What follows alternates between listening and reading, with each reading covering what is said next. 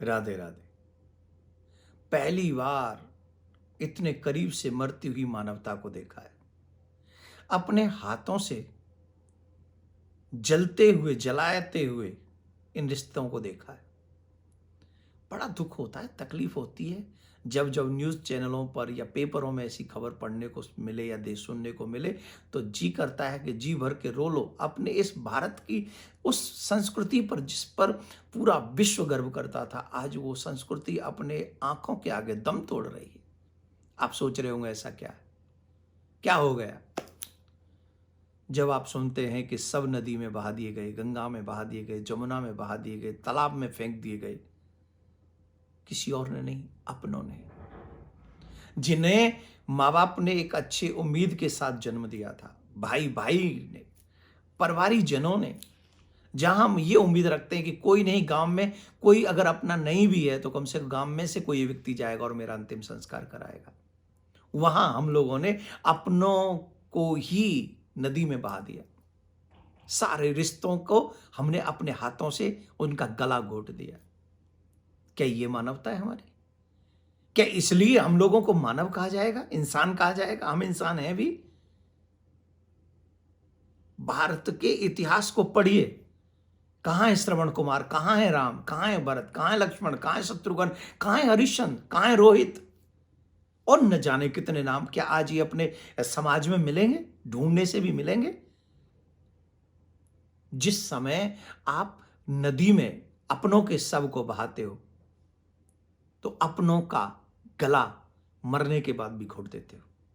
हमारा जमीर मर गया तब हम ये, क्योंकि भारतीय संस्कृति में, हमारे हिंदू सनातन संस्कारों में अंतिम संस्कार मुखाग्नि है, और वो मुखाग्नि प्रत्येक परिवारीजन अपने परिवारीजनों से अपेक्षा करता है, आशा करता है, उम्मीद करता है। लेकिन हम बच जाएं और किसी को कुछ नहीं होना चाहिए। आप बच गए, मान लो, चलो मान लिया आप बच गए, लेकिन आपने कितनों को मरने के लिए छोड़ दिया?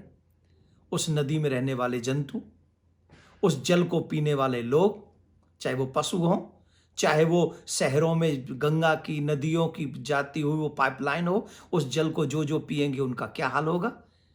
प्राकृतिक आपदा कोरोना तो है ही, लेकिन हम लोगों ने कितनी भीषण आपदा को, शवों को नदियों में बहाकर निमंत्रण दे दिया है। कितने लोग मर जाएंगे वो जल पीने वाले, कितने लोगों में तबाही मच सकती है? कभी सोचा है?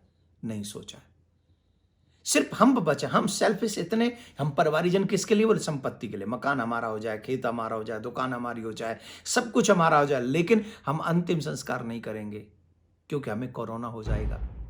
अरे भाई, प्रोटोकॉल को स्वीकार कीजिए ना। ये जो डॉक्टर्स जाते हैं, पुलिस वाले जाते हैं, जिनका कोई अंतिम संस्कार नहीं करता, वो बाकायदा उनका अंतिम संस्कार करते हैं। तो जो नियम, रूल, रेगुलेशन को वो फॉलो करते हैं, वो हम क्यों नहीं कर सकते? हमें करना चाहिए और अपने परिवारीजन होने का दायित्व निभाना चाहिए। शास्त्र ऐसा कहते हैं कि सनातन धर्म के में प्राण त्यागने वाले व्यक्ति, सन्यासी को छोड़कर, सबका अंतिम संस्कार होना चाहिए, मुखाग्नि उसको प्राप्त होनी चाहिए। और ये अधिकार आपका, ये धर्म आपका, ये जिम्मेदारी आपकी।